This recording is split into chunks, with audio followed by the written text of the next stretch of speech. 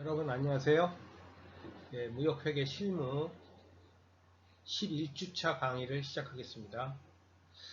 지난 시간에 그 6장의 뒷부분을 좀 못했어요. 6장을 거의 다 했는데, 그 교과서로 볼 때, 우리 184페이지, 6장 184페이지의 정상 원가 계산서부터 할 차례예요. 우리 개별 원가 계산 얘기했고요. 그냥 원가 계산이 뭐라는 거. 사실은 이렇게 원가 계산의 기초랑 계산 방법의 개별 원가 계산이랑 종합 원가 계산이라고 있고, 그 다음에 개별 원가 계산 구하는 거까지 했어요. 그래서 이제 정상 원가 계산서부터 이번 주에 하기로 하고, 이제 진도를 나가고 있는데, 이제 기말이 가까우고 있죠. 우리가 원래대로라면은 14주차까지 공부를 하고, 15주차에 메이크업 주간이죠. 메이크업 주간이라는 거는 그동안 휴일이라든지 법정 공휴일이라든지 이런 것 때문에 수업을 못한 것 때문에 그, 그 보강하는 주인데, 이번 학기에는 그런 건 없어요. 어차피 여러분들 다 온라인 사이버로 듣는 거기 때문에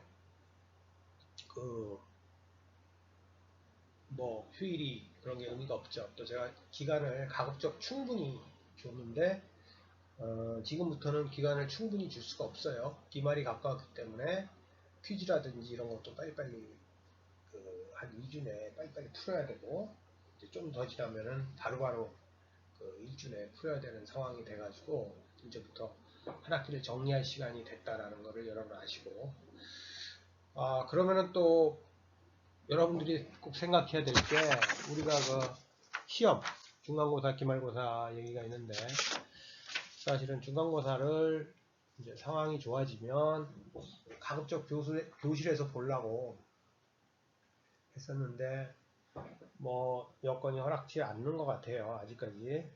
기말은 어떻게 될지 모르겠지만. 그래가지고 우선 중간고사를 이제 안 칠 수가 없어요. 여러분들이 만약에 이제 기말에 한 번으로 치면은 범위가 너무 많아지고, 그리고 공부를 좀 하기도 힘들고 여러 가지 좀 문제가 있어서 중간고사를 다음 주에 치를게요. 6월 10일, 6월 10일, 6월 10일에 중간고사를 치른다.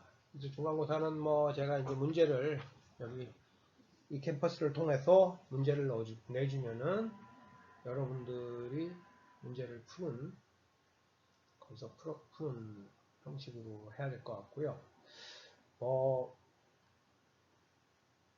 여러분들 퀴즈도 풀어봤겠지만 이렇게 어렵게 안 낼게요. 가급적 쉽게. 그렇지만 여러분들이 공부를 제대로 했나 그거에 대해서 박할 거고, 중간고사 범위는 챕터 1, 2, 3, 4 4장까지 시험을 준다. 한 100페이지 정도니까 여러분 공부하기 알맞을 거예요. 이렇게 해서 그러면은 그게 벌써 이제 11주, 12주, 13주 되죠. 그리고 또 14주 공부하고 한 주 쉬었다가 기말고사 보고, 그러면 기말고사가 거의 7월에 보게 되네요. 그죠? 이게 지금 이번 주가 5월 27일이 11주 차니까 6월 3일이 12주차, 6월 10일이 13주차, 이게 중간고사죠. 중간고사 기간. 또 6월 17일이 14주, 그 다음에 6월 24일이 15주, 그리고 7월 1일이 결국은 기말고사.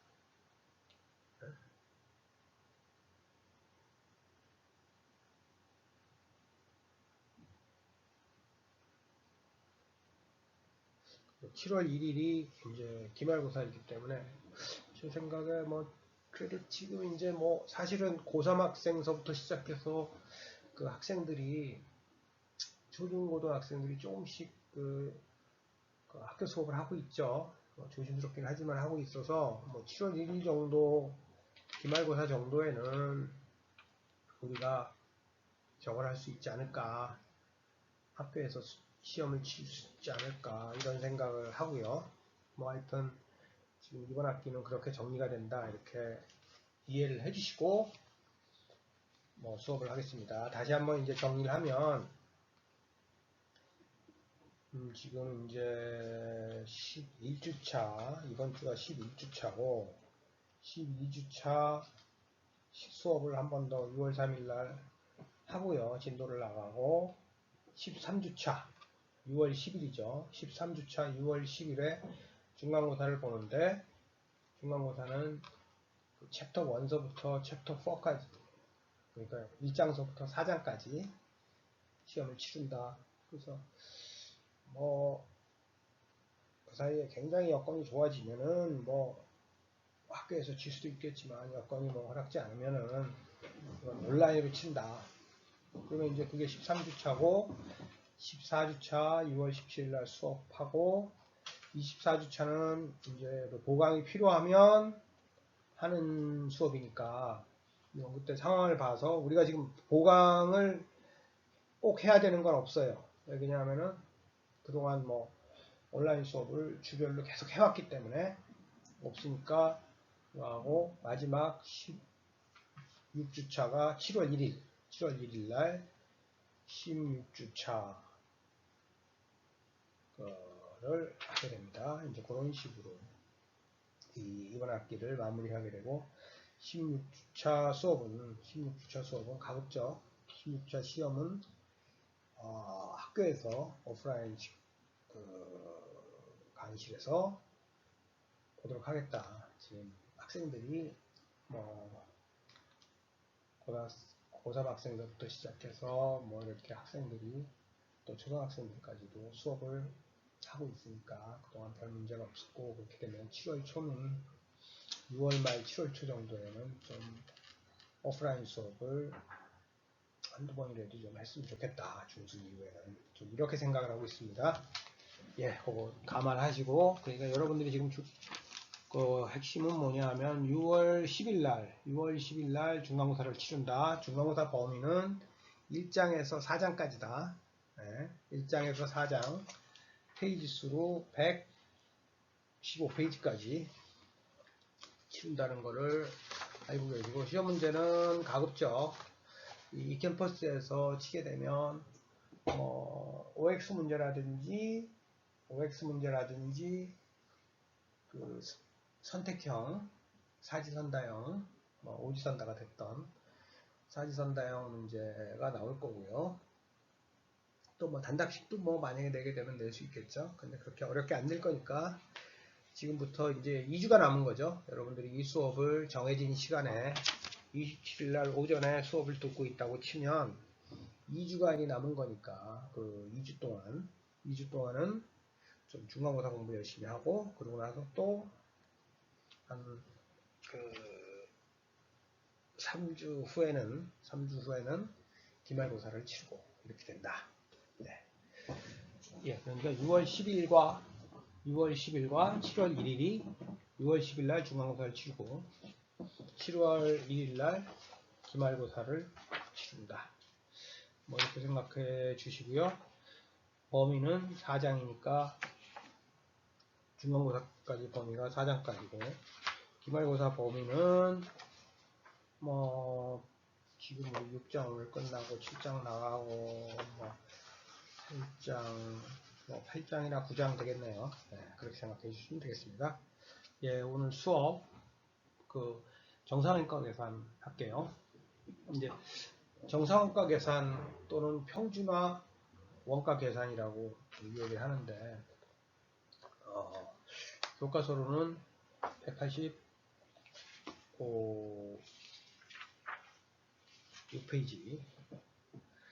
그 186페이지 그 184페이지부터 나와요. 그래서 직접 원가, 직접 재료 원가라든지 직접 농업이라든지 농무 원가는 실제 발생액을 원가 대상에 추적할 수가 있어요. 추적하고 그렇지만 제조 간접 원가, 제조 간접 원가는 이거는 우리 적어도 그렇죠. 그 전기료 같은 게 뭐 어떤 일정한 기간 해서 뭐 연말이면 연말, 월말이면 월말 나오지만 그 미리 그것들을 원가를 계산하는 데는 그게 나와야지만 원가가 계산이 되니까 그게 그렇지만 그 기간까지 기다렸다 하려면 실제 발생의 그 기간까지 기다렸다가 하려면은 너무 늦으니까 미리 어떤 정한 배부율을 기초로 예정 배부를 한다. 미리 배부한다. 여기에는 뭐 물론 이제 실제과 차이가 있을 수 있죠.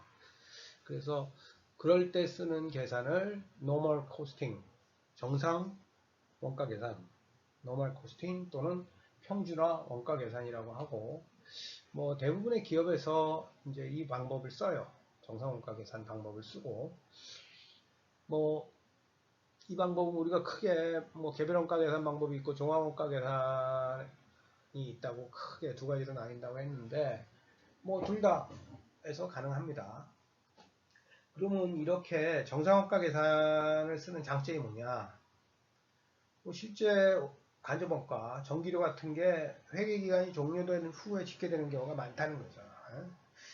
근데 이거를 배부하려고 하면, 실제 원가를 배부하려고 하면 경영자에게 적시성 있는 정보를 제공하지 못할 위험이 있다. 뭐 우리 그렇잖아요. 뭐 예를 들어서 무슨 공장에서 출장을 가야 되는데 출장비 같은 것도 실제로 출장을 갔다 와야 비용이 드는 건데 이게 얼마가 될지 모르잖아요. 그런 것들이. 그런 것들도 말하자면 예정되게 예산을 책정하고 예정 배부를 해놓고 그거에 따라서 그 타임리하게 경영자한테 정보를 제공해야 되는 경우에는 결국은 경영활동이라는 것은 그 의사결정을 하는 거니까 신속한 의사결정을 가능하게 해주는 측면이 있다. 또 두 번째는 원가가 계절성, 변동성이 있어요. 원가라는 게 계절성이라든지 변동성이 있는데 이런 것들이 그러니까 어떤 때는 막 뭐 우리 전기요금 같은 것도 그렇죠. 가정에서도 여름이나 뭐 겨울에 아무래도 많이 들죠. 그렇죠. 그리고 뭐 여러 가지 비용 같은 것들이 그 계절에 따라서 많이 두고 어떤 시즈널리티가 존재한다는 거죠.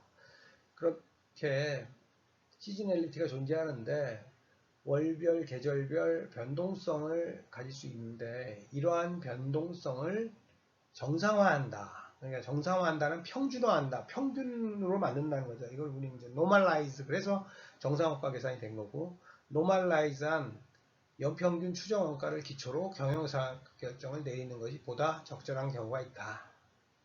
뭐 가격도 마찬가지죠. 그래서 또 우리 유가 같은 거 보면은 계속 바뀌잖아요. 굉장히 뭐 유가가 싸지고 막 이러는데 그거를 뭐 그때그때 따라서 정확하게 한다고 실제적으로 계속 해버리면은 그런 계절적인 변화가 있는 경우에 그건 여러 가지 뭐 문제를 야기할 수 있죠. 뭐 너무 원가가 과소 평가가 될 수도 있고 또 원가가 과대평가가 될 수도 있고 여러 가지가 있으니까 가급적이면은 이런 것들을 좀 노멀라이즈 평균, 연평균이라든지 이런 식으로 정상화를 해서 경영상을 내리는 것이 보다 적절하다. 뭐 가격 결정 같은 경우도 가격 결정을 위해서도 그렇다. 왜 그러냐면 가격이라는 게 한번 그 정해지면은 그 바꾸기가 어려워요. 그죠? 너무 높게 정해놓고선 가격을 낮게 할인해서 팔면은 사람들이 의구심을 가지게 되고 또 너무 낮게 정하면은 이게 가격을 올릴 때 또 상당히 사람들이 저항이 크죠. 가격 인상에 대한 저항이 크고 그렇기 때문에 어려운 거예요. 네.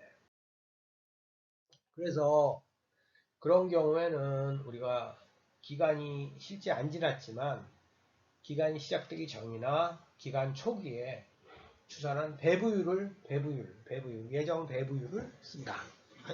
예정 배부율을 쓴다 이거죠. 그래서 이 이 슬라이드에 나온 예를 여러분들 보시면 프로젝트 A에 배부할 임차료의 계산 절차가 있어요. 그래서 첫째, 1사분기 동안 발생할 임차료와 배부 기준인 분기 작업 시간을 예측하여 작업 시간당 임차료 배부율을 산정하자. 그랬으면은 예를 들어 총 임차료가 21,000원이 들어가고 총 21,000원이 들어가고 시간이 2100시간이 들어간다고 그러면은 임차료 배부율은 10원이죠. 10원. 그렇죠? 시간당 10원인 거죠. 그래서 프로젝트 A를 수행하는 과정에서 실제로 발생한 작업 시간을 첫째 단계에서 구한 임차료 배부율을 곱하는 거죠. 그랬을 때 1사분기에 발생한 것으로 예상된 임차료 중 프로젝트 A에 배분될 금액은 얼마죠? 10원인데 총 960시간. 그죠? 960시간을 프로젝트 A에 쓴다고 치면 총 9,600원.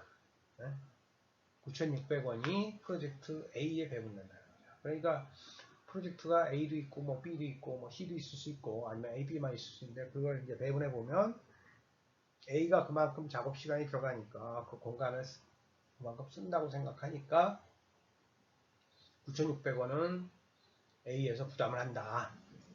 그래서 이렇게 배부를 하는 걸 우리가 예정 배부율이라고 이라는 개념을 써요. 그래서 예정 배부액이 실제 발생액보다 크면 큰 경우를 과대 배부라고 그러고 그렇죠. 너무 많이 하는 거고 실제 발생액보다 작으면 이제 과소 배부라고 하는 거죠. 다음으로 넘어가시죠. 그래서 예정 배부율 산정 시 고려할 사항은 산정 기간이 짧을 경우 계절적 특성 등으로 기간마다 배부율이 달라져요. 그러니까 실제로 특정 달에는 뭐 수선 유지비가 많이 발생할 수도 있고요. 뭐 또 날씨 탓으로 수도 강열비, 뭐 제가 아까 말씀드렸죠. 여름이나 겨울 같을 때는 이제 뭐 수도 강열비 이런 게 또 계절별로 많이 들 수도 있고요. 또 뭐 수선 유지비가 또 많이 자동차를 뭐 하는 회사나 뭐 택시 회사다 이러면은 또 자동차와 관련된 뭐 어떤 여러 가지 정비라든지 이런 게 여름이라든지 이러면 에어컨이라든지 이런 것 때문에 더 필요하고 뭐 이런 것도 있죠. 네? 비가 나오고 뭐 이러면은 비가 오고 이러면 또 수선해야 되고 그런 것도 또 많고 세차할 해도 많고 이런 식으로 간접 원가로 인해서 배부율이 달라질 수가 있다는 거죠. 배부율의 분자에 해당하는 경우에. 또 분모는 이제 배부 기준 양인데 계절적 비수기나 성수기에는 제품 주문량 및 생산량에 아무래도 차이가 있죠. 그것도 마찬가지로 이게 시즈널리티가 있기 때문에 차이가 있어 작업 시간과 같은 배부 기준량에 차이가 있을 수 있다. 그래서 기간별로 배부율이 달라지는 문제를 해결하기 위해서는 계절적인 변동을 평균화할 수 있도록 기간을 길게 정하는 것이 바람직하다. 그래서 일반적으로 추나 추동을 포함하고 있는 연간 단위를 많이 사용한다. 연간 단위를. 그죠? 여러분들 연간 단위를 많이 사용한다. 어떤 그런 시즈널리티라든지 어떤 이런 것들이 특정 기간에 너무 몰리고 그러면 배부율이 달라지기 때문에 이렇게 한다. 그래서 정상원가 계산하에서는 예정 배부율에 기초해서 예정 배부액 총액과 간접원가 실제 발생액의 차이를 보이는 경우가 많은데 재무회계 목적을 위해서는 예정 배부액과 실제 발생액의 차이를 조정할 필요가 있다. 조정해 준다. 그래서 예정 배부액이 실제 발생액보다 너무 크면 과다 배부 이럴 수 있고요. 예정 배부액이 실제 발생액보다 작으면 너무 조금 과소 배부해 놓은 결과가 되는 거죠. 그런 경우에는 나중에 이제 조정해 줄 필요가 있다. 이런 거고요. 그러면 이제 그 185페이지에 정상 원가 계산하에 사후 조정 예제 6-3 한번 보겠습니다.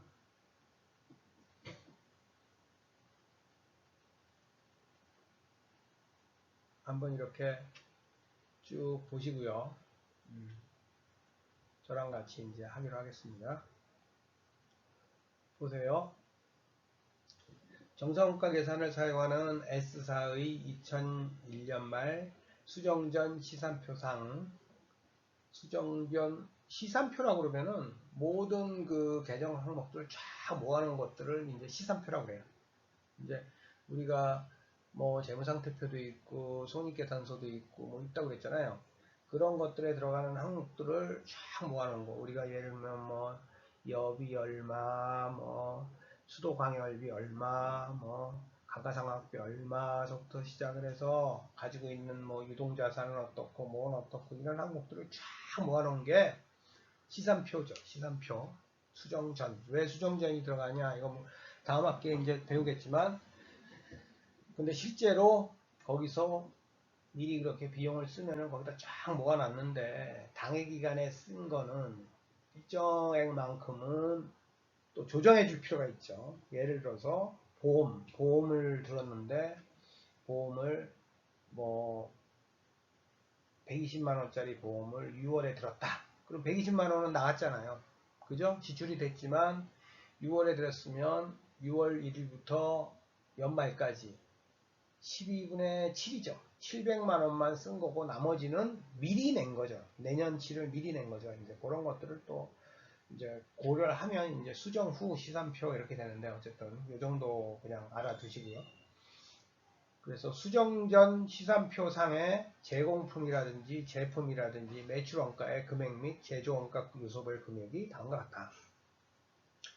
그래서 직접 재료원가는 뭐 제공품, 제품 매출원가가 5만, 8만, 22만 이래가지고 한 35만원 되고요. 직접 재료원가는. 직접 노무원가는 4만원, 6만원, 20만원 그래서 한 30만원 되고요. 제조 간접원가는 2만원, 3만원, 10만원 그래서 15만원 됩니다. 그리고 그럼 뭐 합계는 이제 뭐 그 행을 제공품을 다 더하고 제품을 더하고 매출원가를 더하고 이래서 나왔고 전체 합계는 80만원. 연초의 예정 배부율은 직접 노무 원가당 0.5였다. 이거 뭐 그 표에 나와 있죠. 직접 노무 원가 곱하기 0.5 해서 제조 건조원가가 나온 거죠. 4만 곱하기 0.5 하니까 2만이 나오고 6만 곱하기 0.5 하니까 3만이 나오고 20만 곱하기 0.5 하니까 10만이 나오고 그랬을 때 연말 제조간접원가 실제 발생액은 18만원이다. 이거 다 문제에서 준 거예요. 18만원이다. 그랬을 때 그 어떤 잔액에 비례하여 배분한 결과와 제조간접원가에 비례하여 배분한 결과는 다음과 같다. 뭐냐면 뭐예요?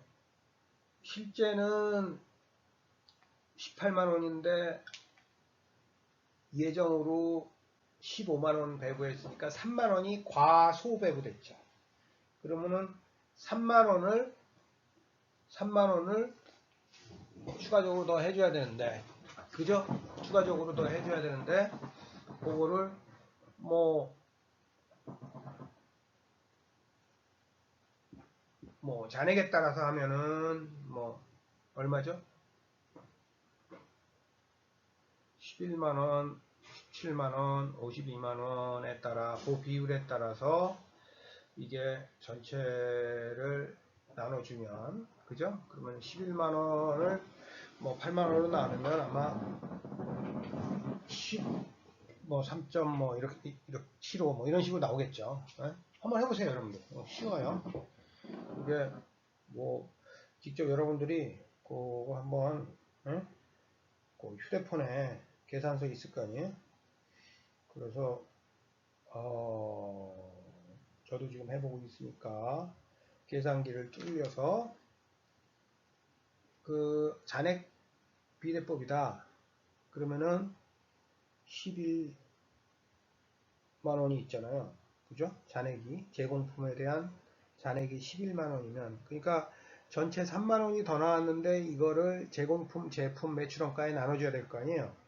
그러면은 11만 원을 얼마로 나눠요? 네? 11만 원을 전체 그 80만 원에 얼마인가? 그러면은 0.1375, 13.75% 그렇게 나오는 거죠. 다음에 17만 원 나누기 80만 원 이게 21.25 이렇게 나오고 52만 원 나누기 80만 원이 65% 이렇게 나오는 거죠. 그랬을 때 그러면은 3만 원에 0.1375 0.1375 곱하기 3만 원 하면은 이게 4,125원이 여기 배분되겠죠. 그리고 0.2125 뭐 곱하기 또 마찬가지로 3만원 그러면 요게 6,375원 나온 거죠. 그게 바로 여기 표에 배분액 잔액 비례법에 의한 배분액 나머지 19,500원도 마찬가지고 이렇게 나오는 겁니다. 네. 뭐 굉장히 간단하죠. 그리고 그게 아니라 3만원이 더 나왔다. 3만원이 더 나왔는데 이거를 뭐 재료원가, 노무원가 따지지 말고 그냥 제조간접원가 기존에 있는 거에다가 더 나누겠다. 그렇게 되면 그 기존에 있는 게 2만원, 3만원, 10만원에서 15만원이잖아요. 그죠? 15만원에 2만원이면은 2만원을 나누기 15만원 하면 그 얼마입니까? 2만원을 13.33 나오죠. 이처럼 13.33%가 나와요. 13.33%가 그러면은 13.33 곱하기 3만원을 제공품에 주는 거죠. 그죠? 그래서 4,000원이 나온 거죠. 두 번째는 제조간접원가가 30만원, 아니 3만원이니까 3만원이고 전체 원가 중에 그러면은 제품에 할당되는 건 5분의 1이면 돼요. 그러면은 3만원에 5분의 1이니까 6천원. 그렇게 되는 거죠. 나머지는 또 10만원이면은 3분의 2네요. 15만원에 10만원이니까 3분의 2니까 3만원에 3분의 2는 2만원. 이래가지고 하는 거를 하나는 잔액비례법. 잔액비례법이라는 것은 결국은 전체 그 직접 재료원가, 직접 노무원가, 제조간접원가를 다 같이 고려한 거, 그걸 다 더한 거를 기준으로 하는 게 잔액비례법이고 그 중에서 제조간접원가만을 기준으로 한 게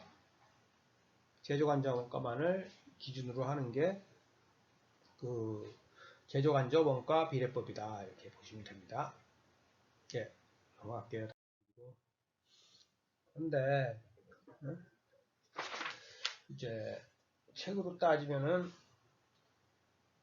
그 186페이지. 근데 이제 관접원가가 과거에보다는 훨씬 이게 이제 중요해졌어요. 그죠? 이게 무슨 얘기냐면은 과거에는 관접원가가 전체 원가에서 차지하는 비중이 크지 않았어요. 이게 뭐냐면은 과거에는 뭘 만든다고 그러면은 재료비랑 말하자면 직접 재료비랑 노무비, 직접 노무비가 굉장히 중요한 일을 했어요. 대부분 그거였어요. 인간의 노동으로 모든 것들을 했다고. 근데 지금은 어때요? 요즘 뭐 AI도 나오고 스마트화되고 스마트 팩토리도 나오고 그러면서 전산의 힘이 크고 뭐 이런 간접비가 비중이 굉장히 커요. 인건비보다. 그런 것들이 굉장히 많이 늘어난다. 네? 그래서 과거에는 간접원가가 차지하는 비중이 얼마 안 됐기 때문에 간접원가에 대해서 하고 있다 했는데 지금은 그 전체 원가에서 차지하는 비중이 굉장히 커졌다. 간접 원가가. 예? 간접 원가가 커졌기 때문에 근데 그거에 대해서 과거에는 그냥 통을 쳐가지고 이렇게 해도 크게 그 우리 코스트 베니핏, 코스트 베니핏 차원에서 별 문제가 없었는데, 예? 그렇지만 이제는 간접원가가 비중이 커지니까, 예? 그게 이제 그거에 대한 고려가 상당히 중요해졌다. 그래서 제가 이번 학기에 여러분들 할 때 결국은 이 무역회계 실무 여러분들이 배우는 관리회계, 뭐 원가회계 이런 분야는 항상 인과관계, 인과관계가 높은 배부 기준을 선택해야 된다는 원칙이 강조되고 있다. 그래서 인과관계랑 코스트 베니핏이 중요하다고 했어요. 코스트 베니핏, 인과관계. 그런데 사실은 뭐 모든 인과관계를 따져서 이거는 작업 시간이랑 관련되고 이거는 뭐 다른 또 그랑 관련되고 뭐랑 관련되고 이런 것들 따져서 하는 게 사실은 크게 어렵지가 않고 쉽지가 않고 그렇게 하는 게 실익도 별로 없어요. 그렇기 때문에 하기가 어렵기 때문에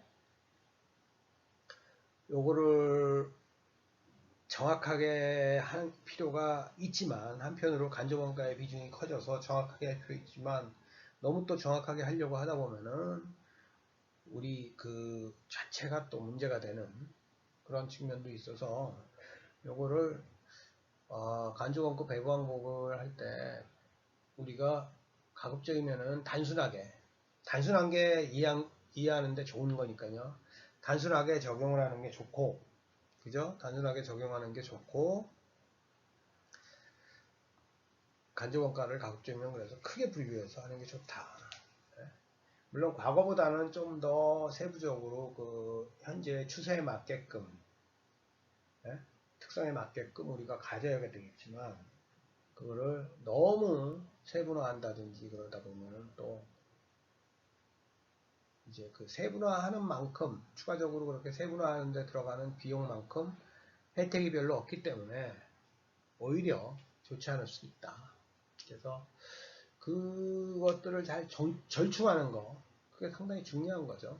그래서 기업 간의 경쟁이 치열해지고 간접원가의 비중이 커짐에 따라서 간접원가의 배후 방법을 개선하여 보다 정확하게 원가 계산을 하는 노력이 지속적으로 이루어지고 있다.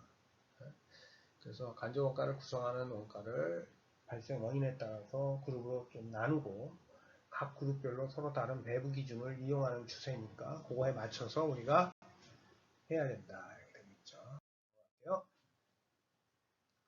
그래서 그림 6-5를 여러분들 보시면 그림 6-5에서 보시면은 뭐 책에서 보시면은 간단해요. 과거에는 모든 제품에 대해서 똑같은 제조간접원가를 똑같은 배부 기준을 썼는데 이제 제품별로 또 제조간접원가의 집단별로 각 제품에 대해서 배부를 할 때 기준을 좀 달리한다. 간접원가의 성격에 따라. 그게 더 인과관계를 반영한다 이거죠. 간접원가를 과거에는 하나로 동일하게 취급해서 모두의 똑같은 배부 기준을 가지고 했지만 그게 아니라 특성이 다르다든지 그러면은 그룹 1에는 적절한 배부 기준 알파, 그룹 2에 적절한 배부 기준 베타를 각각 사용하면 간접원가 총액을 단일의 배부 기준 알파에만 기초하여 배분하는 경우보다 원가 발생의 인과관계를 더 잘 반영하게 된다. 그래서 간접원가를 좀 더 세분화하고 그에 따라 적절한 배부 기준을 사용해서 원가 배부의 정확성이 향상될 가능성이 있다. 그러나 복잡한 기록이나 계산에 따른 비용이 발생하므로 세분화에 따라서 원가와 효익을 반드시 비교하여 세분화의 수준을 결정하는 것이 바람직하다. 제가 이번 학기에 내내 얘기하죠. 항상 기업 경영 의사결정, 기업 경영을 할 때는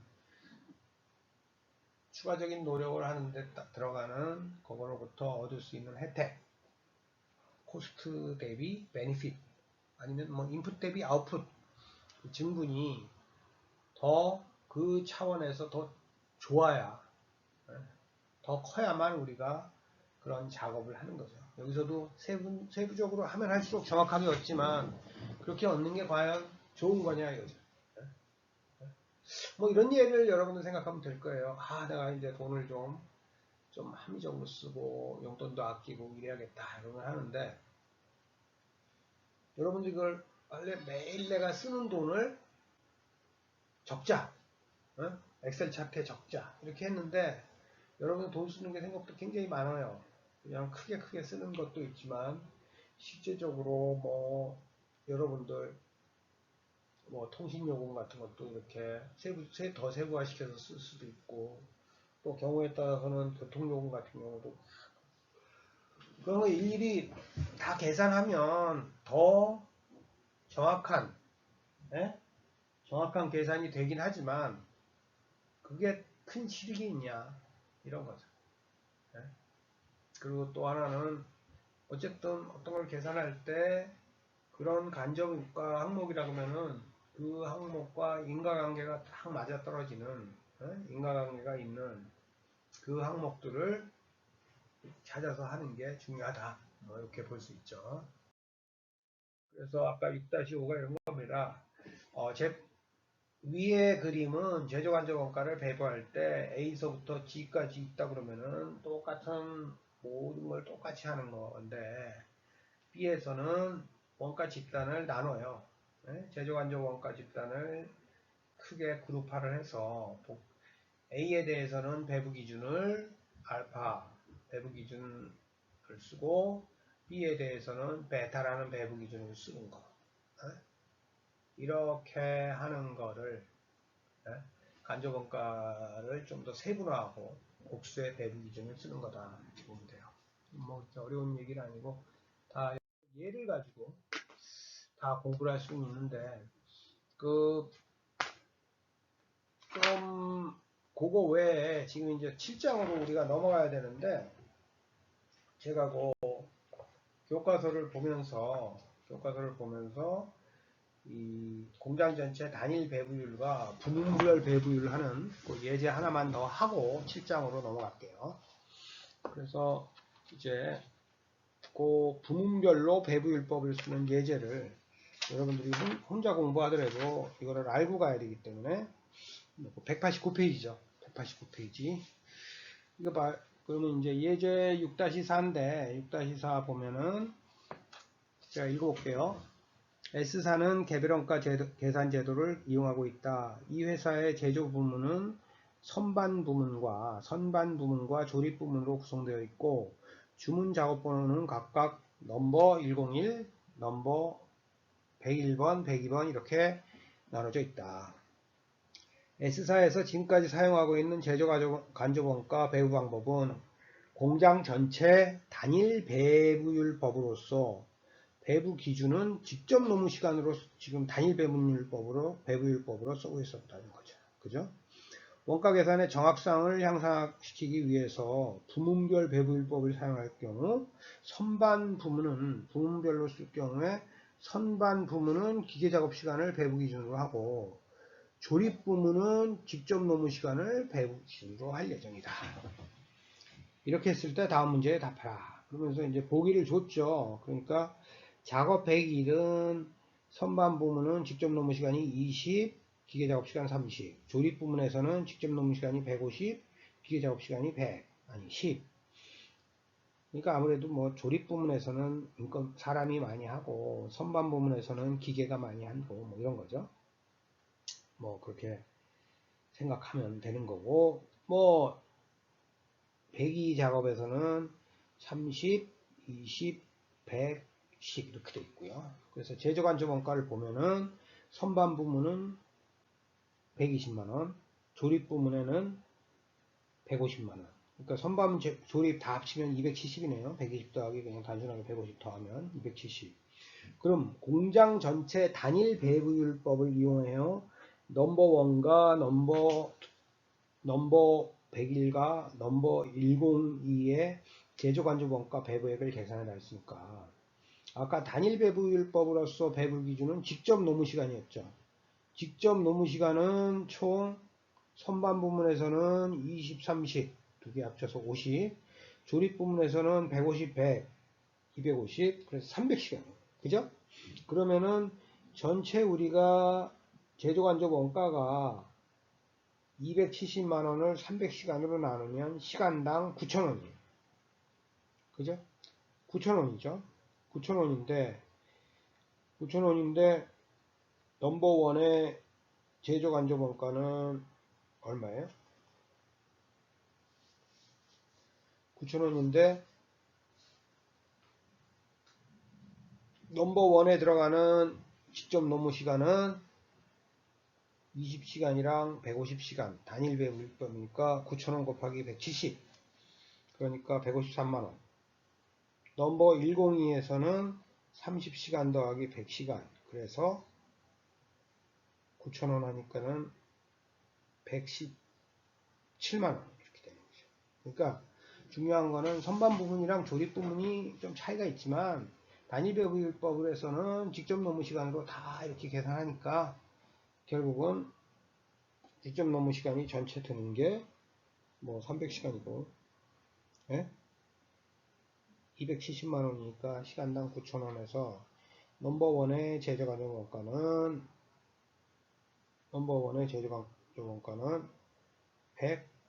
153만원 그죠? 그리고 넘버 102의 제조간접 원가는 117만원 이렇게 들어간다. 뭐 우리가 알 수 있는 거죠. 네? 그러니까 뭐 아무래도 노무 시간이 많이 들어가는 작업에 대해서 더 배부가 되겠죠. 이렇게 나와서 또 부문별 배부율, 그 다음에 이제 부문별 배부율을 사용하는 걸 우리 얘기했죠.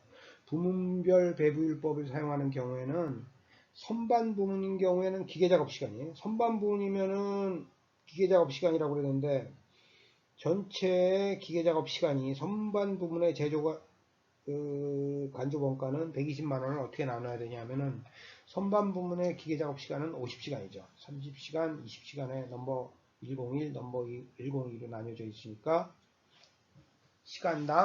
기계 시간당 24,000원. 그죠? 뭐 그냥 120만원을 선반 부분에 120만원 원가가 들어서 간접 원가가 들었는데 50시간 나누니까 24,000원이 되는 거고 조립 부문은 마찬가지로 조립 부문은 뭐죠? 배부 기준이 직접 노무 시간이죠. 직접 노무 시간이면은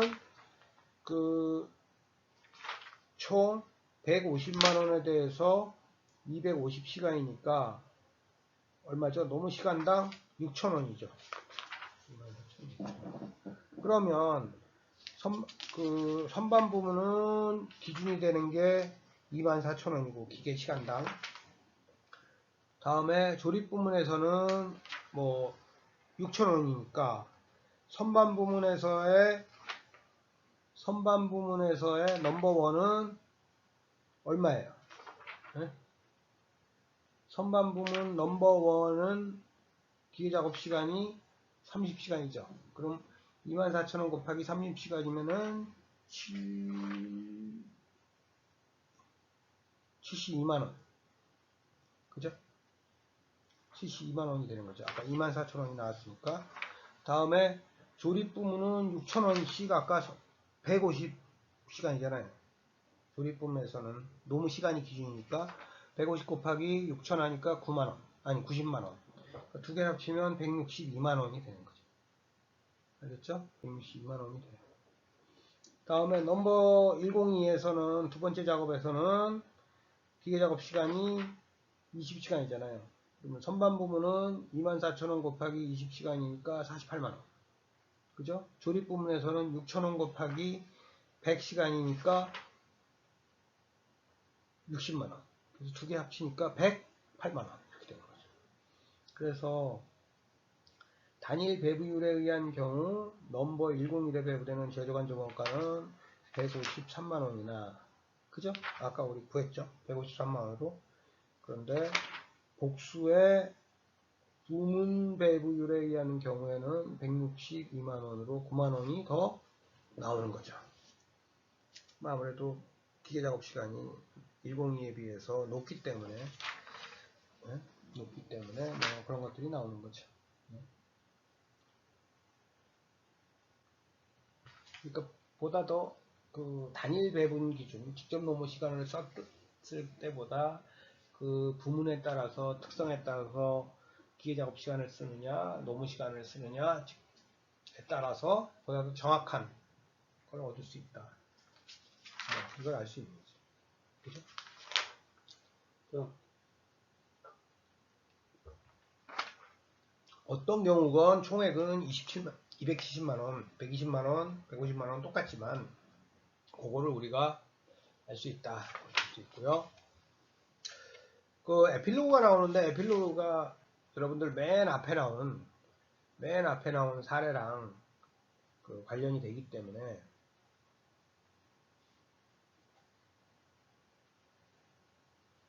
조금 잠깐 얘기하고 종합원가 계산 간단하게만 설명하고 넘어갈게요.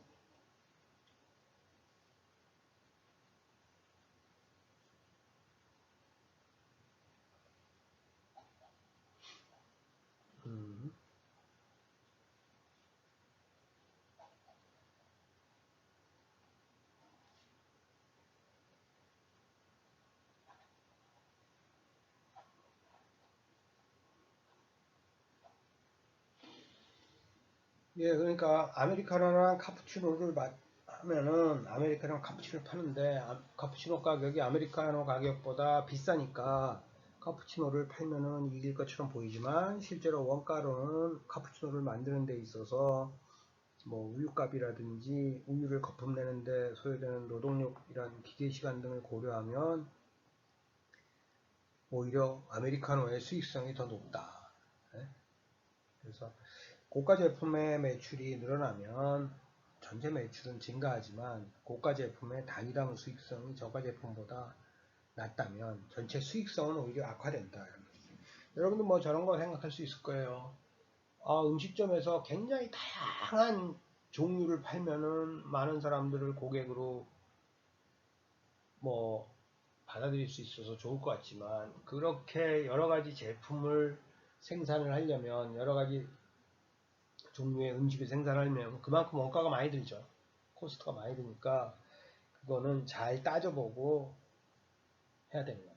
똑똑한 거 한두 가지로 쫙 하는 게 오히려 더 이익인 경우가 많다.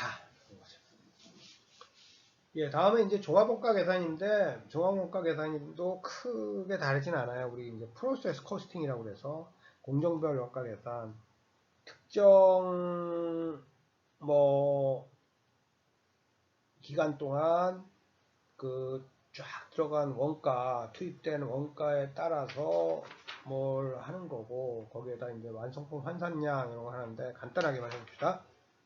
거기 뭐, 종원가 계산은 뭐 연속적으로 동일한 제품을 대량 생산하는 기업에서 제품별로 원가를 추적하는 것이 이제 불가능하기 때문에 또 원가가 이제 달라지기도 희박하다. 그때그때 조금씩 차이는 있을 수 있지만 그것 매우 작기 때문에 일정 기간 동안의 비용을 다 뭉쳐서 다 합쳐서 그걸 기준으로 이제 하는 거죠. 그래서 거기 이제 191페이지 예를 보면은 1월 같은 경우에 당월에 투입된 제조 원가가 10만 원이잖아요. 근데 당월 중 생산에 착수한 수량이 1000개고 당월에 완성된 수량이 1000개면 하나당 얼마겠어요? 뭐 100원이겠죠 뭐. 그죠? 10만원을 그냥 1000개로 나누니까 100원. 뭐 모를 게 없죠. 네? 100원. 그래서 원가가 10만원이다 이런데 이제 2월로 넘어가 보세요. 지금 191페이지에 종업원가 계산의 기본 원리에 대해서 제가 뭐 간단하게만 설명해 주려고 그래요.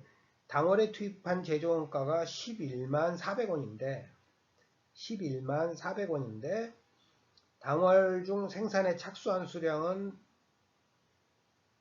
1000개고 완성된 게 800개고 미완성된 게 200개다. 그런데 월말 제공품의 완성도는 80%다. 80%니까는 이거를 환산하면 완성품 환산량 이거를 뭐 이퀴벌런트 유닛 완성품 환산량이라고 그러면은 200개의 80%니까 160개 완성된 거랑 같은 이치죠. 160개 완성된 거랑 같은 이치예요. 그러면은 이걸 어떻게 보면 되냐 하면은 결국은 11만 400원이 투입이 됐는데 800개가 생산이 완성이 되고 200개 곱하기 0.8 960개가 생산된 거랑 마찬가지죠. 뭐 어렵지 않죠? 완성품 환산량을 따지면은 800개에다가 더하기 200 곱하기 0.8 해서 11만 400원 하면 그거를 그 단위당 제조원가를 따지면은 115원이 나옵니다. 193페이지 표 계산식 보면 어렵지 않아요. 여러분들 계산 금방 해보면은 11만 400원 나누기 800 더하기 200 곱하기 0.8이니까 960으로 나눠지면 되는 거죠. 다음에 3월을 보면 3월은 조금 더 복잡해요. 조금 더 복잡한 게 비용은 86,000원이 되는데 지난번에 생산된 게 당월에 2월에 미완성된 수량이 200개가 있죠. 200개가 있고 다음에 당월 중 착수한 게 1000개가 있어요. 그런데 완성된 게 1100개. 왜 그러냐면 앞에 200개에 대한 게 있으니까. 그리고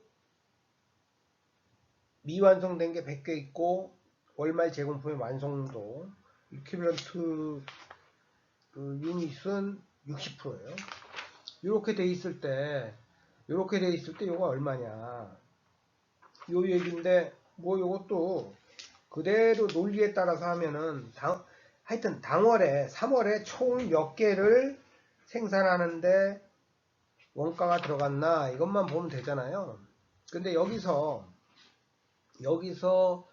제가 이것 때문에 이 예제를 여러분들한테 해주는데 재료를 넣었을 때 여기 이런 경우에 미리 중간쯤 만들어 놨던 거를 만들어서 그걸 먼저 완성시키는 방법이 있고 그거는 놔두고 재고로 싸놓고 새로 재료를 사가지고 새로 만들어서 완성을 하고 여력이 있으면 기존에 있던 재고를 다시 완성하는 방법도 있죠. 그거를 이제 FIFO 재고자산을 처리 어떻게 계산하느냐 할 때 first in, first out 이렇게 얘기를 해요. 무슨 말이에요? FIFO first in, first out 먼저 들어온 거를 먼저 내보낸다. 그러니까 먼저 이런 경우에 먼저 들어온 거 그 2월 말에 제공품으로 남아있는 거를 먼저 나머지 20%를 완성을 해가지고 내보낸다라는 게 이런 거고 그게 아니라 그렇지 않다 이러지 않고 LIFO 방식이 있는데 이건 last in 그 first out 방식이라고 해요. last in first out 방식이라고 해서 이거는 마지막에 들어온 것들을 먼저 완성시키고다는 거죠. 그리고 그거랑 조금 또 차별화되는 거로 그러지 말고 그런 거 따지지 말고 전체 평균 에버리지를 구해서 에버리지 메소드로 에버리지를 구해서 그 에버리지를 가지고 구하는 거를 우리가 또 평균법이라고 해요. 이렇게 재고자산을 평가하는 방법에 말하자면 이 문제에서 그 재고자산을 평가하는 방법에 선입선출법이냐 후입선출법이냐 평균법이냐 이런 게 있잖아요. first in, first out 이거를 우리가 선입선출법이라고 그러고 그죠? last in 마지막에 들어왔다는 거죠. 후입 first out 선출법이라고 해요. 물론 이제 에버리지 메소드는 평균법이겠죠. 이렇게 세 가지가 있느냐에 따라서 조금 계산이 달라지겠죠. 그래서 이 책 뒤에 나오는 사례도 있는데 요즘 이제 기름값이 계속 내려가고 있잖아요. 그죠? 요즘은 뭐 뭐 내려가서 많이 내려가니까는 이제 그런 상황이 되기는 하는데, 실제적으로 그 과거에 기름값이 계속 오일 쇼크 이후에 70년대 오일 쇼크 이후에 기름값이 계속 올라가고 이럴 때는 정유회사들이 계속 어떻게 오일 쇼크 이후에 하여튼 최근에 2010년도 그때까지도 어떻게 했냐면은 기름을 마지막에 인플레가 계속 가격이 올라가니까 마지막에 산 기름을 가지고 그걸 먼저 팔았다 이렇게 하는 거죠. 그러면 어떻게 했어요? 기름값이 계속 최근에 산 걸수록 가격이 높겠죠. 그죠? 기름이. 그럼 그걸 재료로 해서 만들어서 팔게 되면은 어떻게 해요? 그만큼 이익이 덜 나겠죠. 왜? 오래전에 사둔 거, 재고로 사둔 거는 그만큼 쌌으니까.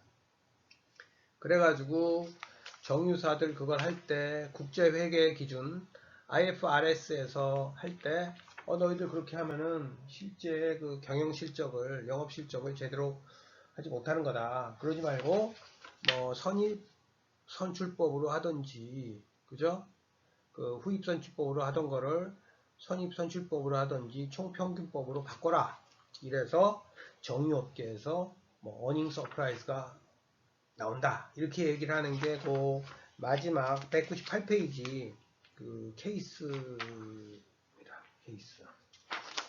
그리고 그 전에 뭐 또 그 197페이지에 그 영화 관련해서 관객 수가 많이 왔다고 장사가 잘 되는 게 수익성이 높은 건 아니다. 왜?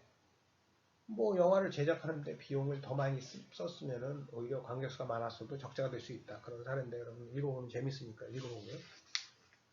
그래서 요 마지막 3월에 원가 계산을 할 때는 3월에 원가 계산을 할 때는 실제로 3월에 환산된 원가 계산을 하기 위해서는 추가 작업이 아까 2월에 넘어온 거 20%에 대한 추가 작업을 해야겠죠. 그죠? 20%에 대한 추가 작업을 해야 되고요. 그러니까 그 200개에서 아까 160개는 아까 했고 200개 곱하기 0.2 하니까는 40개죠. 그리고 당해에 그 착수해서 완성된 게 몇 개였어요? 3월에?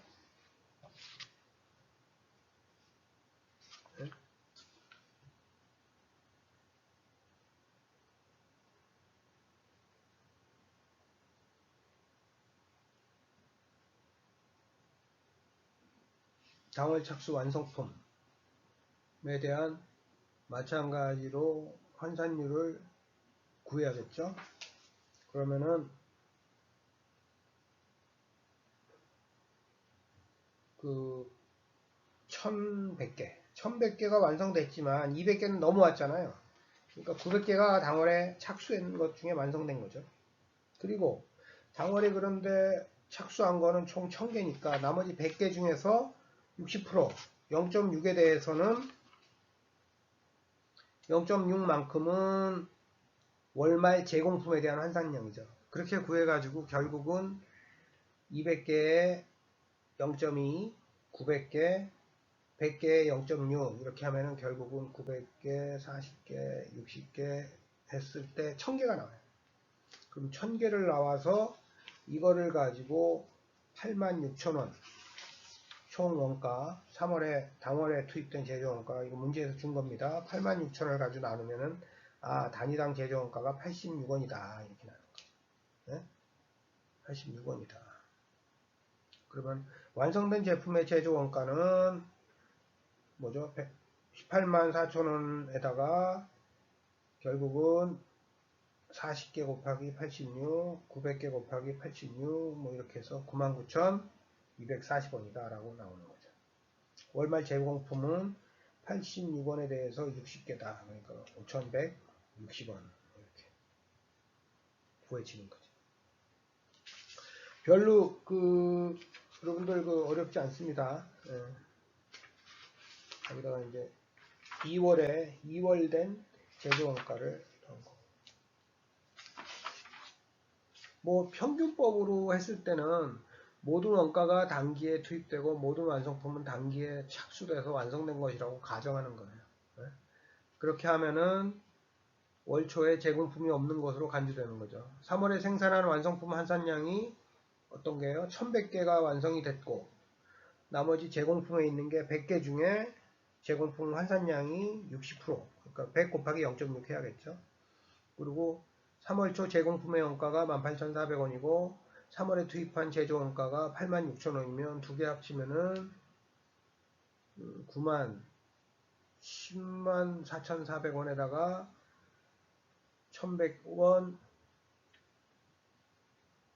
1,160으로 나눠주면 하여튼 개당 90원이 나오는 거죠. 단위당 제조 원가가 90원이 나오면은 90원을 1,100개를 곱하면은 99,000원.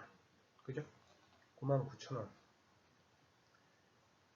그래서 완성품 환산량 단위당 제조원가는 90개에다가 1,100개를 하니까 99,000원이고 제공품은 90개에다가 90원에다가 60개라니까 5,400원이다. 이렇게 나오는 거죠.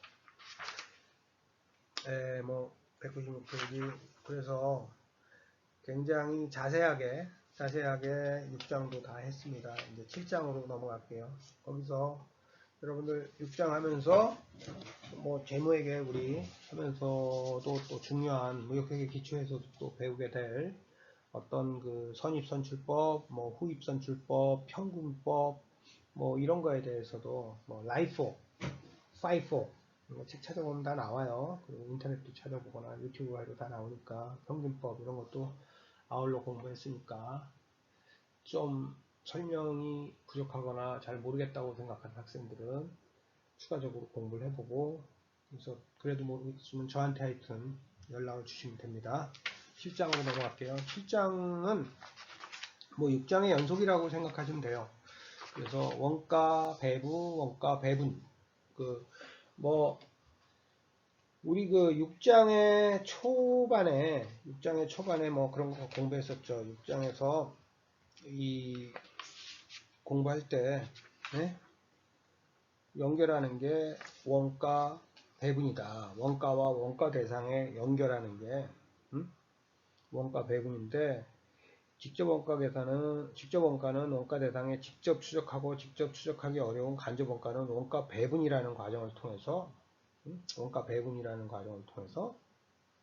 한다. 이렇게 코스트 알로케이션이다. 그런데 그 원가 배분에 대해서 이제 공부할 겁니다. 그리고 여러분들 아마 175페이지 보면은 원가 배분, 또 원가 배부라는 말도 있었죠. 배분은 뭐 배분이 원가를 나누는 거고 배분은 원가를 나누되 원가 대상과 연결시켜 부과한다는 거예요. 초점을 둔.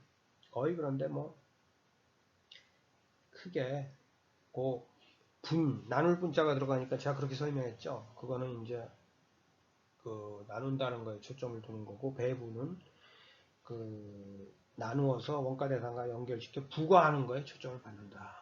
그냥 6장의 연속이다 이렇게 하고 원가 배분은 공통원가를 관련된 조직이나 제품 서비스에 나누어 귀속시키는 과정이다. 그러니까 조직이 여러 부분이 될 수도 있고 제품도 여러 부분이 될 수 있고 그런데 공통원가를 어떻게 이제 귀속시키고 결부시키느냐 그게 이제 원가 배분이다. 뭐 이렇게 될 수 있고요. 그런데 직접 발생한 직접 원가는 추적하기가 쉬운데 직접 추적이 어려운 간접 원가는 배분 나눠줘야 된다. 이걸 우리가 이제 공통 원가라고 한다. 커먼 코스트 공통 원가라고 한다. 그래서 경제적 자원을 여러 사용자가 공동으로 소비할 때 발생하는 원가, 뭐 전기세 같은 거라고 그랬죠. 전산부서가 제공하는 전산 서비스, 또 뭐 인사부서에서 제공하는 인적자원관리 서비스를 제공하는 원가, 또는 뭐 하여튼 본부에서 쓰는 이런저런 원가들은 다 공통원가인 거죠. 여러분 주중에. 그래서 서비스를 이용하는 조직이나 부문 또는 구성원에 직접 추적하는 것이 어렵기 때문에 간접원가의 성격을 가지고 있다. 그죠? 그래서 요거는 이제 원가 배분이 필요하다. 뭐 그래서 여러분 이건 개인 것도 마찬가지예요. 여러분들 말 예를 들어서 아파트에 이제 아파트에 요즘 우리 많이 살잖아요. 아파트에 많이 살면 그 관리비 같은 거 나올 때 보면은 각 아파트에서 쓰는 전기료라든지 뭐 이런저런 것들은 다 자기가 내지만 아파트 단지 전체에서 쓰는 비용들이 있을 거 아니에요. 그런 것들이 공통했던 거죠. 전체에서 쓰는 거. 뭐 엘리베이터 같은 거는 이거 뭐 같은 동에서는 또 여러 사람이 같이 쓰고 공원이 있다면 공원 전체 조경이라든지 이런 것들은 공통원가를 각 세대별로 아파트 관리비에 배분해야 되는데 그런 것들을 어떻게 배분하느냐 하는 문제예요.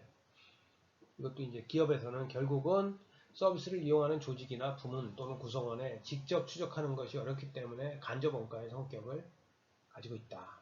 그래서 여기서는 원가 배분이 필요하다. 나눠주는 필요가 있다. 공통원가가 나옵니다. 그래서 이 그림을 보시면 본사에 사장이 있고 본사 파트가 뭐 재무 회계 파트가 있고 또 전략이라든지 기획실 파트도 있고 인사 파트도 있고 또 그 외에 여러 뭐 총무라든지 뭐 여러 기타 파트도 또 있어요. 이런 본사는 결국은 이 각 사업부에 이렇게 나눠줘야 되잖아요. 그 본사에서 쓴 비용에 대해서는 결국은 기업이라는 것은 무언가 생산해서 그거를 판매를 함으로써 이익이 남아가지고 돌아가는 거니까 그런 공통가를 어떻게 배분하냐. 그리고 또 그러면 연구개발 부문이라든지 영업 판매 부문이라든지 구매 부문, 생산 부문, 물류 부문, 사후관리 부문으로 이렇게 또 이렇게 나뉘어 줘야 되는 거고 그 다음에 또 생산 부문이라고도 해봐요. 생산 부문에 보면은 뭐 발전 부문이 있고 수선 유지 부문이 있고 그 다음에 뭐 커팅을 절단을 한다든지 또는 어셈블리 조립을 한다든지 도색 페인팅을 한다든지 검수 인스펙션을 한다든지 뭐 이런 식으로 여러 그 생산을 하는 부문이 있으면 그거에 따라서 또 이제 비용들이 들어가는 게 있죠. 그래서 발전이라든지 수선 유지처럼 공통으로 들어가는 게 있고 절단이나 도색이나 조립이나 검수처럼 딱 그 부분에 딱 정확하게 들어가는 부분이 있죠. 이런 과정을 거쳐서 제품군 A에는 이렇게 들어가고 제품군 B에는 또 여러 생산이 되는 거죠. 이거를 이제 각 제품에 얼마씩 배분을 해주느냐 하는 문제가 남아있는 거예요. 예, 뭐 별로 어려운 건. 그래서 그림을 보면은 각 사업부의 총 원가를 계산하기 위해서는 본사의 원가를 각 사업부로 배분해야 된다. 그렇겠죠. 한편 사업부 내 세부 부문에서 발생하는 원가는 그 사업부 내에서 세부 부문의 서비스를 사용하는 다른 부문으로 또 배부할 수도 있다. 그죠? 그 사업부 내에서 다른 부분으로 배분될 수도 있고 또 사업부의 원가는 원가의 흐름에 따라 제품군이나 제품군 내 각 제품으로도 이렇게 본사에서 사업부 그죠? 또 사업부에서 또 세부 부문으로 또 나누고 세부 부문은 다시 또 약 각 제품군이나 제품 내 각 제품별로도 그래서 이러한 원가 배분을 하는 목적은 뭐냐? 첫째, 정확한 원가 배분이 돼야 지금 현재 우리가 자산이 얼마가 남아있고 창고에 재고가 쌓여있는데 이 재고 자산이 얼마고 원가가 얼마가 들어서 매출 원가는 얼마고 그래서 기업의 이익이나 과세 소득을 결정하는 데 중요하다. 그죠? 그래서 회계기준과 세법에 의하면 재고 자산이나 매출 원가에는 직접 제조 원가뿐만 아니라 제조 간접 원가 배분액도 포함되고 있다. 그래서 재무보고라든지 세무보고 목적으로 원가 배분이 굉장히 중요하다, 필요하다. 그래서 결국은 그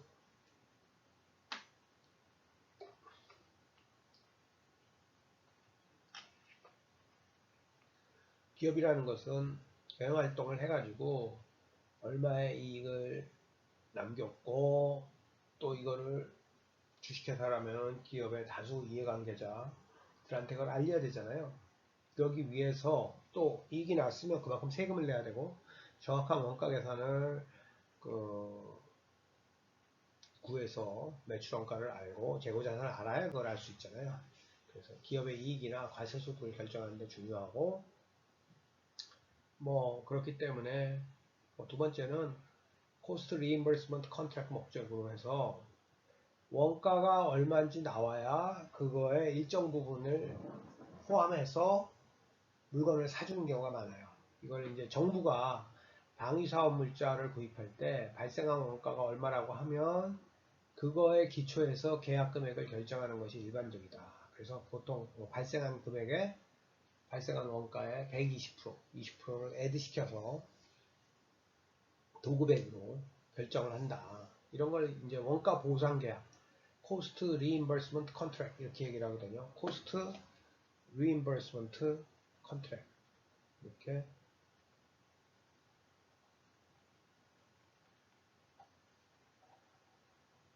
여러분 그 리임버스 이 단어는 많이 써요. 그러니까 좀 그렇다고 쉬운 단어는 아니니까 이거 사전 찾아서 꼭 공부하세요. 그리고 전력 등 공공산업의 요금 결정에도 원가가 기초 자료로 활용되고 있다. 이때 총 원가에는 간접 원가의 배분액도 포함되기 때문에 그 간접 원가를 배분해야 된다. 다음에 경제적 의사결정을 위한 정보 제공 목적이라 뭐 기존 제품이 생산을 중단했다든지 새로운 제품을 출시했다든지 뭐 외부로부터 아웃소싱을 한다든지 다양한 의사결정을 위해서는 특정 의사결정에 따른 직접 원가뿐만 아니라 간접 원가도 고려해야 된다. 뭐 당연하겠죠.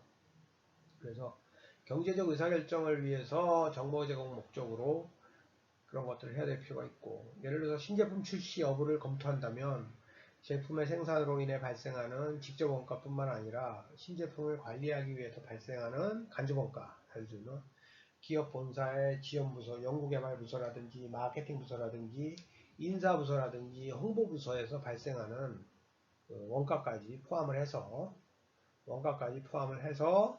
우리가 그거를 감안해서 수익성을 평가한다. 그리고 기업 구성원들의 행위를 변화시킬 요인을 제공할 수 있다.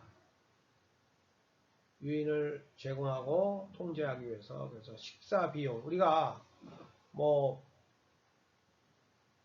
밥을 먹으러 갔는데 뭐 3명이서 갔잖아요. 그리고 메뉴가 여러 가지잖아요.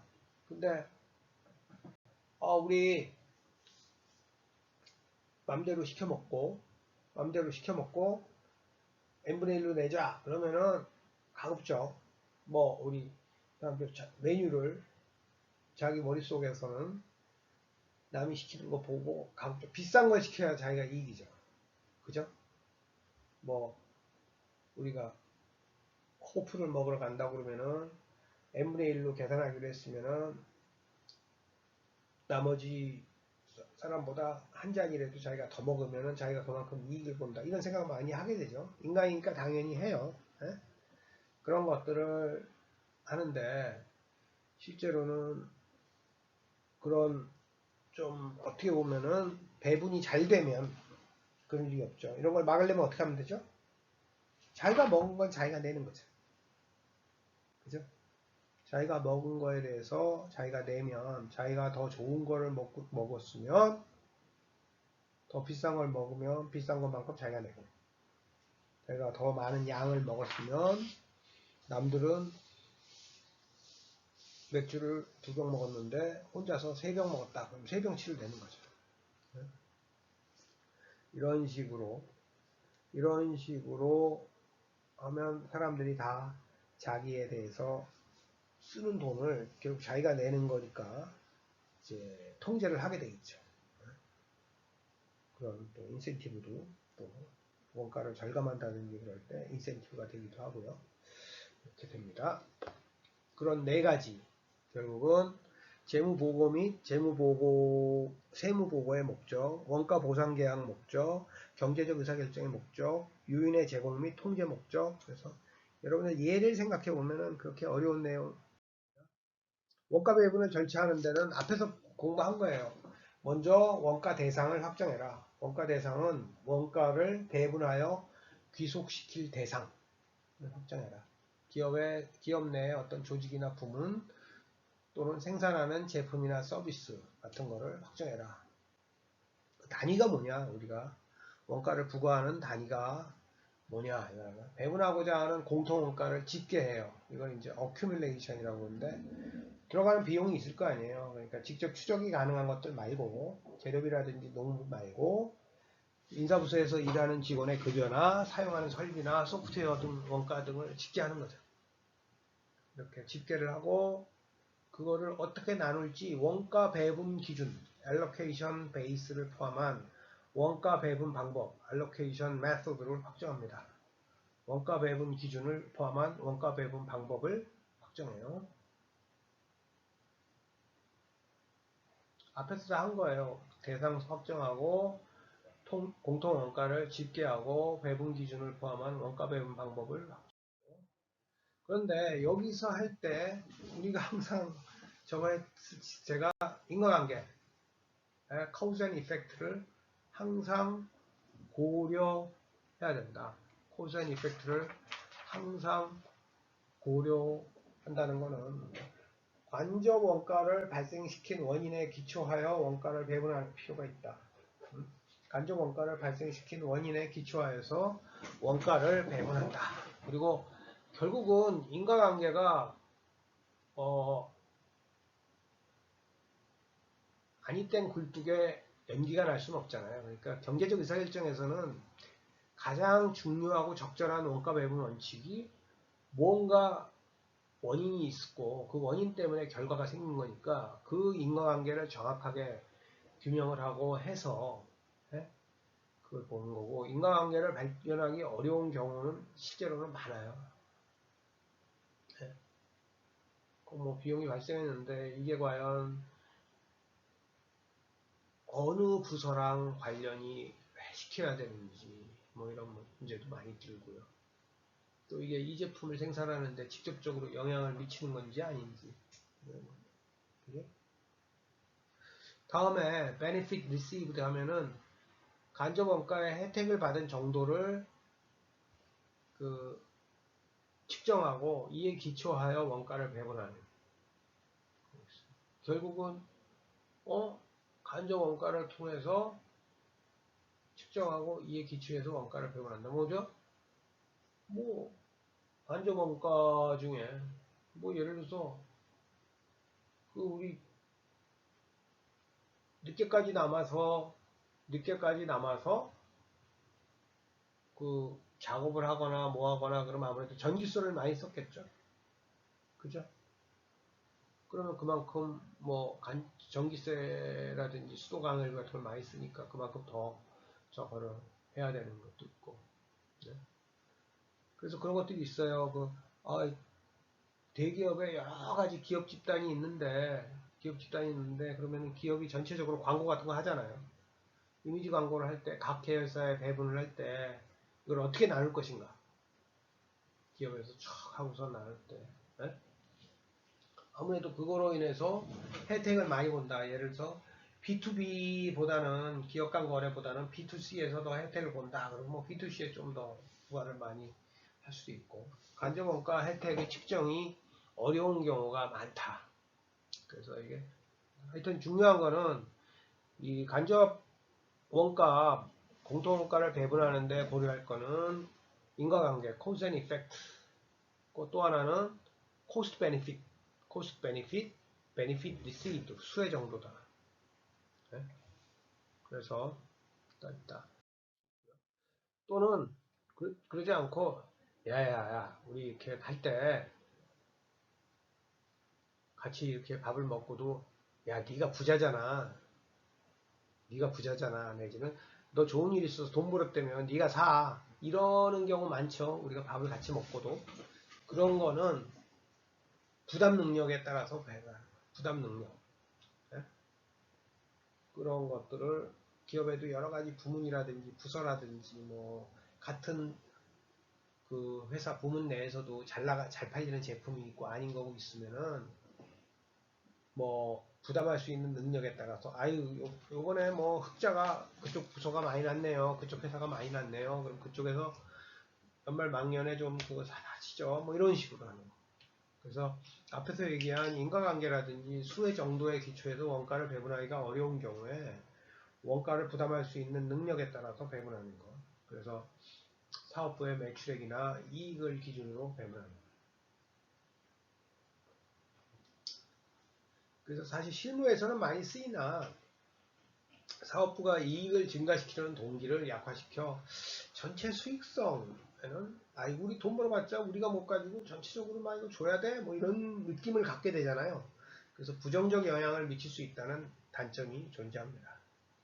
또 공정하지 못 마지막은 공정성. 예? 공정성이라는 것은 결국은 이 공정하게 하여튼 여러 부문이나 여러 제품들에 공정하게 페어하게 배분한다 이런 거죠. 페어하게 배분하는데 그 배분하는 거를 뭐가 페어하냐? 뭐 우리 정의란 마이클 샌달이 쓴 정의란 무엇인가 뭐 이런 책에서도 나오는 게 있듯이 과연 이 공정한 원가 배분에 관한 주관적인 판단이 필요해서 실무상 적용이 참 어렵다. 근데 인과관계라든지 수혜 기준에 따라 원가가 배분될 때 공정하다고 받아들여지지 않는 것이 일반적이다. 받아들여지는 것이 일반적이다. 그래가지고 요거까지 나오고 있어요. 그래서 결국은 원가 배분 기준을 선택할 때는 첫 번째가 인과관계를 알 수 있고 두 번째가 benefit received 수혜 정도, 세 번째가 부담 능력, ability to bear, 네 번째가 공정성 이런 게 있습니다.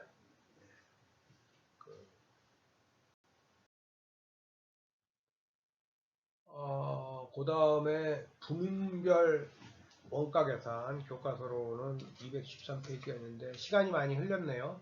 예, 그래서 여기서부터 12주차 12주차 수업을 여기서부터 하기로 하고요. 부문별 원가 계산 하면은 다음 주에 12주차 다 나가고 아마 8장 제 8장 처음까지 나갈 것 같아요. 네, 공부 나가기로 하고 뭐 저기 다시 한번 그 수업 모두에 말씀드린 것처럼 우리가 회계 중간고사를 1장부터 4장까지 6월 10일 그러니까 12, 13주차 다음 주 6월 10일 날 볼 거니까요. 그 1장부터 4장까지 미리미리 준비를 해놔라. 하여튼 뭐 온라인으로 치게 될 것 같고요. 마지막 기말고사는 7월 1일 날 치는데 그거에 대해서는 범위가 우리 이제 공부한 데까지 나갈 거다. 시험 문제를 뭐 그렇게 어렵게 내지 않고 연습 문제라든지 이런 데서 많이 낼 거니까 그렇게 알고요. 제가 다음 주 수업 하면은 중간고사죠. 제가 그동안 뭐 연습 문제 여러분들 홀수건 풀라고 했으니까 그거에 대해서 어떻게 제출하게 될지 그거에 대해서 제가 또 그 지침을 안내를 해드리겠습니다. 예, 오늘 또 수고하셨고요. 하여튼 다시 한번 말씀드리지만 확인하지만은 6월 10일 날 중간고사 치른다는 거 1장부터 4장이고 그렇게 어렵지 않으니까 그동안 뭐 책 보고 뭐 연습 문제 풀어보고 그러니까 주로 그 객관식 OX 문제, 객관식, 단답식 문제 되겠습니다. 예, 오늘 수고하셨습니다. 다음 주에 또 뵙겠습니다. 감사합니다.